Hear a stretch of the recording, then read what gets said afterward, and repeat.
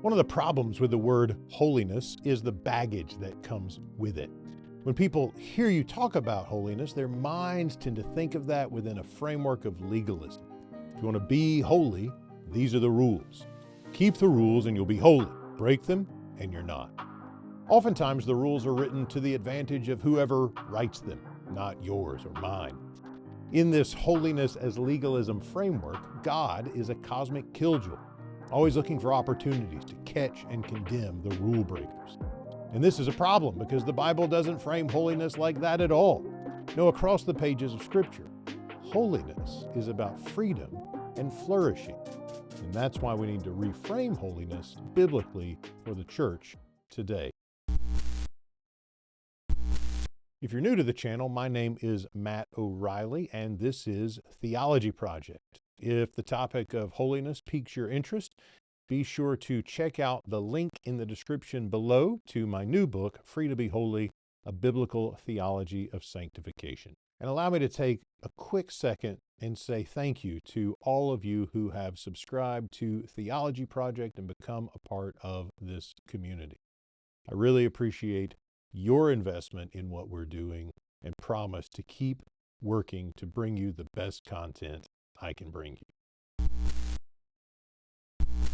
Reframing holiness with a biblical vision of flourishing is critical to the renewal of the church, and that's part of the goal of the movement I'm a part, the Wesleyan Methodist tradition. Our broad tradition, sometimes called the Pan-Methodist movement, is in a season right now of recovering what we call the Grand Deposit. John Wesley and his contemporaries worked with the conviction that God had raised them up to spread scriptural holiness.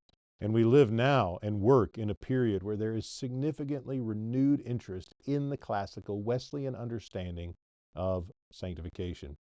As evidence, the denomination of which I'm a part has included that original language of spreading scriptural holiness in its missional statement. And that move signified a clear and explicit intent to align our new denomination with the classical evangelical Wesleyan tradition. That's something I'm grateful for. Nevertheless, we also live with the consequences of mainline Methodism that de-emphasize the doctrine of holiness in favor of a social gospel, an exclusively social gospel sometimes. And that means that many people who find themselves in the midst of this renewal are not deeply familiar with biblical, classical Wesleyan teaching on the doctrine of holiness. That is, holiness is flourishing, not legalism. As the Global Methodist Church, my denomination was discerning whether to include scriptural holiness language in its mission statement. One worry was that our congregations simply weren't familiar with the language of holiness. And when they were, they tended to think of it in that legalistic framework we've been talking about. So how can we build a mission statement around lack of knowledge and understanding? Well, now that we've included that language of holiness in our statement, we have to shepherd people into a deeply biblical vision of holiness and sanctification. That means we deconstruct holiness as legalism and reconstruct holiness as flourishing. That said, here are 3 ways of speaking that reframe holiness away from legalism and toward biblical flourishing and wholeness. Number 1, holiness is participation in God's character. One of the first things we learn about holiness in the Bible is that holy is the word for God's character.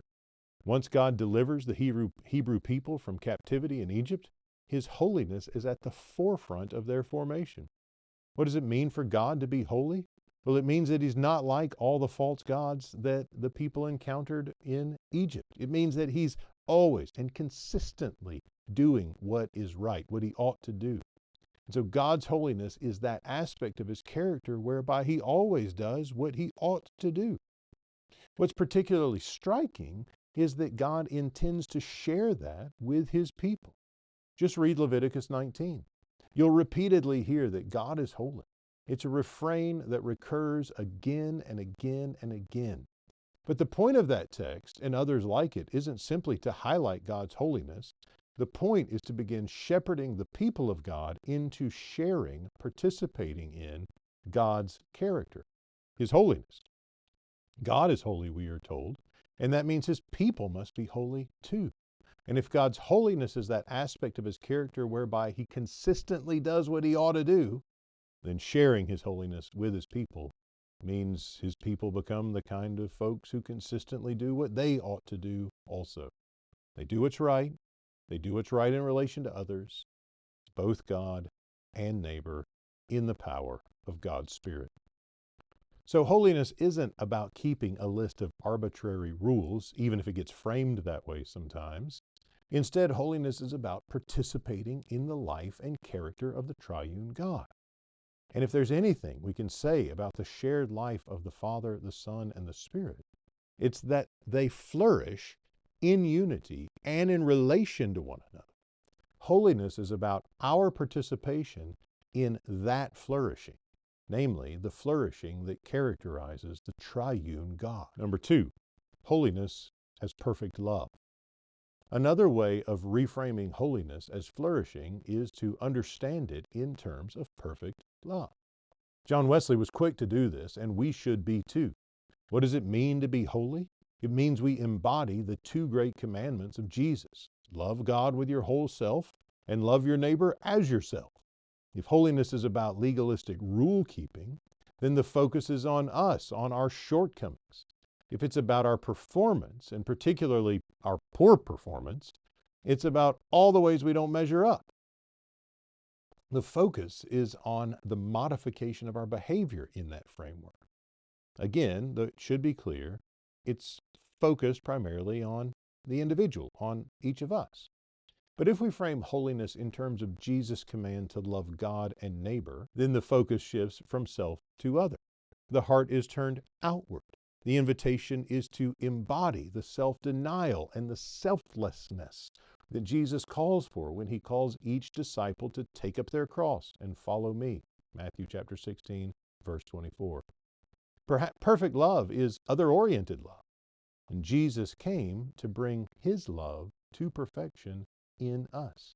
1 John 4:17-19. Number three, holiness is happiness. If you spend much time looking at books on human flourishing, you're going to run into the question of happiness. What's striking is that John Wesley frequently linked happiness, true happiness, with holiness. Not only that, he sees this as a way of framing the overall biblical narrative and our experience of salvation. Reflecting on the transgression of Adam and Eve, Wesley puts it this way in his sermon on the new birth. Quote, "So had he, Adam, lost both the knowledge and the love of God, without which the image of God could not subsist. Of this, therefore, he was deprived at the same time and became unholy as well as unhappy." End quote. The solution to this loss of both holiness and happiness, in Wesley's view, comes through the new birth, regeneration. Quote, "Except he be born again, none can be happy, even in this world, for it is not possible in the nature of things that a man should be happy who is not holy." End quote. And then he says again, quote, "You must be born again. Otherwise, it is not possible you should be inwardly holy. And without inward as well as outward holiness, you cannot be happy, even in this world, much less in the world to come." End quote. All of those quotes are from Wesley's sermon on the new birth, which I'll link in the description below. So for Wesley, happiness and holiness not only belong together, they are central to the work of God in us, through Christ and the Spirit. These are only a handful of instances. There are plenty more. Religion, in its truest and purest expression, is about consistent holiness and therefore consistent happiness. So if we follow Wesley's lead, it could help us shift perceptions about holiness from legalism to wholeness that is itself happiness. I like to point out that you can summarize the whole Bible as the story of a holy God preparing for himself a holy people.